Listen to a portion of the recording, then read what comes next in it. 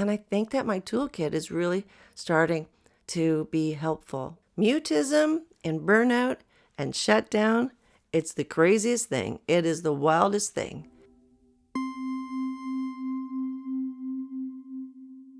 Hi, my name is Arlene Bishop. I'm a performing singer-songwriter, and a little while back, I found out I am autistic with ADHD, and here I am in my studio trying to figure out what all of that means. Recently, I learned something about myself that I wanted to share with you because it's like, it kind of blew my mind. Okay, so I'm not talking about autistic people who are not able to speak, that communicate in a different way. I'm not talking about that. Okay, just want to put that out of the way. Oh, and the other thing I want to put out of the way is that I am not an expert. I'm a performing singer-songwriter. That's what I am. I'm a musician who has ADHD and is autistic and was mute. I've been mute many times in my life, and I didn't know that's what it was. That's what it was. Oh. What is mutism? All right, mutism is the inability to speak. There you go. That's a pretty succinct description, which might not be entirely right. Correct me in the comments if you'd like. There are two kinds, as I understand it. There's selective mutism, which is anxiety-based, and everybody can get that. That's for allistics and neurodivergent people alike. That's the thing where, you can't speak in front of your TED Talk crowd without imagining that they're all in their underwear when you're maybe at home or, with your people. You don't have problems with talking. There's this other thing, though, that I stumbled on, and it's autistic burnout and autistic shutdown mutism. How wild is that? So being a singer-songwriter, my method of communication is singing. I love to sing. Singing is the best thing in the world. Singing outside, singing with people, singing for people, singing with my guitar, singing as I'm writing a song, singing at home, in the shower, singing to the cat, singing to dogs on the street. What a fabulous, wonderful thing. Vocal cords are so amazing. But when I'm in burnout, I can't sing. My voice won't work. That part of my brain shuts down. I can't access it. I can't find joy there. I can't even hum my way into a good mood. It's just gone. It's gone for me. Now, I've always thought that what was happening is that I'd finished an album project or I'd finished a tour, and so I'm exhausted. I'm exhausted and I can't do it anymore. And it explains my spiky profile because, I've been very productive. I've created things. I've done things. I've been places and I've done things for and with people. But I can never sustain it. I thought it was an energy issue thing. And some people around me thought it was a career drive issue, or, some people haven't been very generous about what was going on. They thought that I was just being lame and not being able to sustain the hard work. Well, I couldn't sustain the hard work because I was burnt out. Making an album is a very taxing process. Writing songs is very satisfying. It's very cathartic. It's a wonderful, wonderful experience. But it's hard work. Some songs fall out easily. Others don't. Presenting them to other people is challenging. There's criticism involved. And I, like a lot of other people, have rejection sensitivity, right? And then recording is a process. It's expensive. It involves other people. It's not a one-person deal. It involves a team of people. It involves a lot of time pressures, and at the end of the process, I got to hand over this thing in the hopes that somebody will like it, and, sometimes it just disappears into nowhere.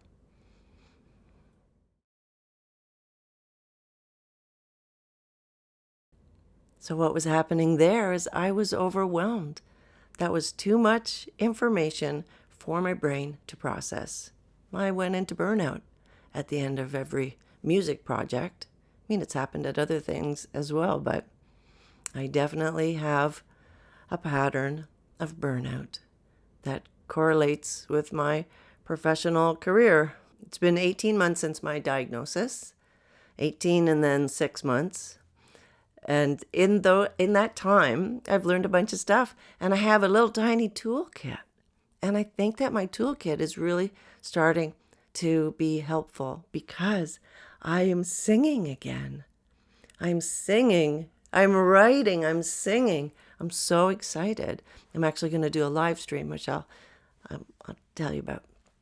And that's why I'm tired, because of course, the live stream is now my new sudden special interest, so I got to be careful to not burn myself out getting prepared for the live stream, which reminds me that I got to go into my little toolkit, so I wanted to share it with you. All right, so the goal is to avoid overwhelm wherever I can. So sometimes that means with scheduling, that means with transitions, that means seeing people, noises, smells, lights, the sun. So the goal of my toolkit is to break the cycle between overwhelm, meltdowns, shutdowns, and burnout. If I can, I prepare ahead of time to avoid the overwhelm. Sunglasses. For screens, if I need to be looking at screens for a long time, I wear my blue light blocking glasses. Even if I'm at home and my family is busy, I'll wear my noise canceling headphones. If I'm vacuuming, I'll wear my headphones. Vacuums are noisy, man. That's a sound. The world is just too much. So I need to make it smaller and safer for myself so that I can reset. And I'll reset with media. I'll watch my favorite shows. I'll watch my favorite movies. I'll watch for as long as I need to watch to feel comfortable again. Try to feel comfortable again. These days, the world is really crazy, isn't it? I'm finding it really crazy.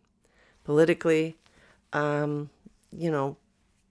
are monsters out there, I think.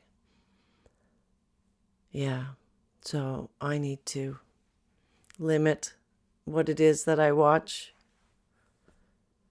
about that stuff, although I really feel that I have to stay informed because I have people that I need to protect. And I need to know what's going on. And it's a lot, so I need to take care of myself while I'm doing that. That also means with good foods. I've got my safe foods because I'm celiac as well. Try to eat good foods. Try to drink lots of water. I try to get good sleep now. Yeah. Now that I have a CPAP machine, because I went through a sleep study and learned that there is a correlation. There's a correlation between ADHD and sleep apnea. And I find that I'm sleeping better. I'm definitely sleeping better. It's an adjustment, this nose thing. I tried to get the contraption that is the least confining, but it's still a thing, but it's definitely an improvement. Yeah, I'm getting what they call is a technical term. I'm just learning it. It's called a full night's sleep. Isn't that interesting? I don't know if you're aware of that term. All right, what else is in my toolkit? Stimming. Yeah, I get to stim, get to flap. I'm a flapper. I get to do my fingers. I get to do my mouth things. Yeah, one of my favorites. My family knows that something's going on in my head if I'm walking around going. Right. Let's see what else. Sometimes when I get stuck, my brain can be mean to me sometimes. So I find that body doubling videos have been really helpful. Yeah, it's just somebody else doing a task, and then I can do a task as well. So that's another one of my tools, body doubling. Here's another tool.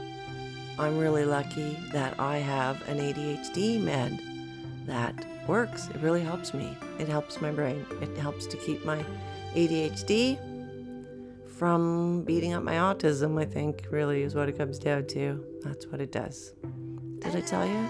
Oh, I go for walks. Yeah, I go for walks in the morning, and I get to do this physical thing. I swing my arms. I always love to swing my arms, but years ago, somebody made me feel really self-conscious about swinging my arms, so I stopped. So I swing my arms when I have my early morning walks. It's good to get out in nature. It's good to breathe. Yeah, I spend my time breathing.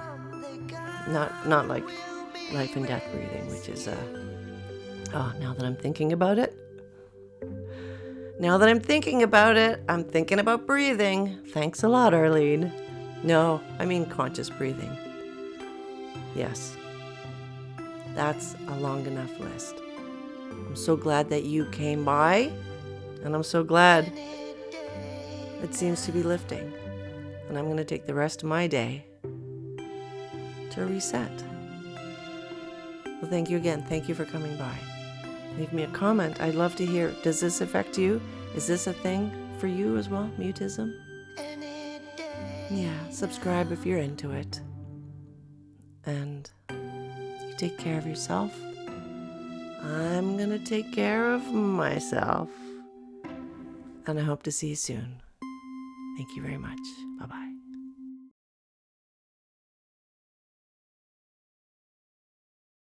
I hope you will join me, and we'll see. Let's see. I'm going to see what this happens.